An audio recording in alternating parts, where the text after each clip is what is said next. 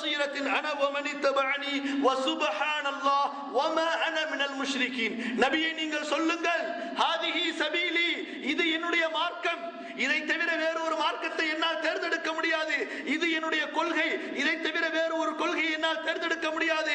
இது என்னுடைய பழக்க வழக்க குணங்கள், இதை தவிர வேறு ஒரு குணத்தை பழக்க வழக்கங்களை நான் தேர்ந்தெடுக்க முடியாது. எது அது? அல் இஸ்லாம். இன்னத்தீன இன்தல்லாஹில் இஸ்லாம். அல்லாஹ்விடத்தில் அங்கீகரிக்கப்பட்ட தூய்மையான நீதமான சமத்துவம் கொடுக்கக்கூடிய ஒரே மார்க்கம் அல்லாஹ்வுடைய மதம் இந்த இஸ்லாம் தான். குல் ஹாதிஹி சபீலி, இதுதான் என்னுடைய பாதை, இதை தவிர ஒன்றை நான் பாதையாக ஆக்கிக் கொள்ள முடியாது.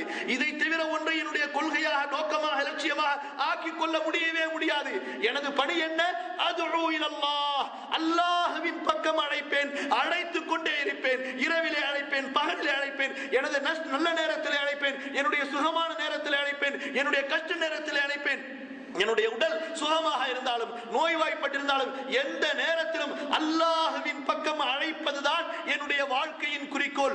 அதுஉ இலல்லாஹ். எப்பொழுது அல்லாஹ் முதல் முறையாக நபிக்கு கட்டளையிட்டானோ, யா அய்யுஹல் முத்தஸ்ஸிர் கும் ஃபஅன்ஸிர் வ ரப்பக ஃபகப்பிர், நபியே எழுந்திருங்கள், இனி நீங்கள் படுக்க கூடாது, அல்லாஹ்வை பெருமைப்படுத்துங்கள், அல்லாஹ்வை பற்றி இந்த மக்களுக்கு எச்சரிக்கை செய்யுங்கள் என்று முதல் அழைப்பை அல்லாஹ் எப்பொழுது நபியின் மீது கடமையாக்கினானோ, அன்பிற்குரியவர்களே, அன்றிலிருந்து தனது இறுதி மூச்சை இந்த பூமியிலே விடுமுறை தனது இன்பத்திற்காக, தனது சுகத்திற்காக, தனது மனைவி மக்களின் லாபத்திற்காக நபி இந்த உலகத்திலே வாழவில்லை, இந்த உலகத்திலே இன்பத்தை அனுபவிக்கவில்லை. அல்லாஹ்வுடைய தூதர் ஸல்லல்லாஹு அலைஹி வஸல்லம் அவர்களுடைய பண்பை பற்றி, அவர்களது வாழ்க்கையை பற்றி அவருடைய தோழர் ஜாபிர் கூறுகின்றார். பாருங்கள், கான ரசூலுல்லாஹ் தாயிமல் ஃபிக்ரா, அல்லாஹ்வுடைய தூதர் எப்போதும் சிந்தனையில் இருப்பார்கள். முத்தவாசில் அஹ்சான், எப்போதும் கவலையில் இருப்பார்கள்.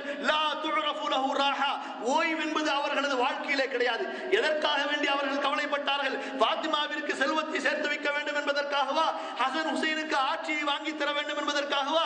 இல்லை சகோதரர்களே, ஒரே கவலை, இந்த மனித சமுதாயத்திற்கு, அல்லாஹ்வை அறியாத இந்த மக்களுக்கு, படைப்பாளனை அறியாத இந்த மக்களுக்கு அந்த அல்லாஹ்வை அறிமுகப்படுத்த வேண்டும், அந்த படைப்பாளனை அறிமுகப்படுத்த வேண்டும். நாளை மறுமையிலே இந்த மக்கள் நரகத்திற்கு செல்லக்கூடாது.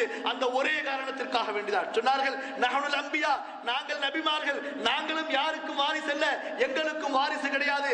நாங்கள் எதையெல்லாம் விட்டு செல்கிறோமோ அது எல்லாம் இந்த முஸ்லிம்களுக்கு தர்மம் என்பதாக சொன்னார்கள். செல்வத்திற்காகவோ பதவிக்காகவோ புகழுக்காக வாழவில்லை. அந்த நபிக்கு அல்லாஹ் சொல்கிறான், நபியே உங்களுடைய பொறுப்பு என்ன? அதுஉ இலல்லாஹ், அல்லாஹ்வின் பக்கம் அழைப்பது. எந்த முஸ்லிமுடைய உணர்விலே, உள்ளத்திலே அல்லாஹ்வின் பக்கம் அழைக்க வேண்டும் என்ற உணர்வு, என்ற உணர்ச்சி, என்ற ஆசை எழவில்லையோ அவன் தன்னை முஸ்லிமாக எண்ண வேண்டாம். அடுத்து அல்லாஹ் சொல்கிறான், அன வ மன் இத்தபஅனி, நானும் என்னை பின்பற்றக்கூடியவர்களும் என்ன செய்வோம்? அல்லாஹ்வின் பக்கம் அழைத்துக் கொண்டே இருப்போம். இதுதான் அன்பிற்குரியவர்களே அல்லாஹ் நமக்கு கடமையாக்குகின்றான். அல்லதீன இம்மக்கன்னாஹும் ஃபில் அர்தி அகாமுஸ் ஸலா வ ஆதவு ஸகா வ அமரு பில் மஅரூஃபி வ நஹவு அனில் முன்கர், நன்மை ஏவுவார்கள். அது யாரிடம் இருந்தாலும் சரி. இன்று பார்க்கிறோம் எப்படிப்பட்ட அலட்சிய போக்கு. மகன் தனது கண்ணுக்கு முன்பதாக தவறு செய்கிறான், தவறான பழக்கமுடையவனாக இருக்கிறான். தந்தையை கேட்டால் அதெல்லாம் காலப்போக்கில் திருந்து விடுவான் என்பதாக சொல்கிறார். மனைவி தவறு செய்கிறாள், தகாததை பார்க்கிறாள், நேரங்களை வீணடிக்கிறாள், கண்டிப்பதற்கு கணவனுக்கு நேரம் இல்லை.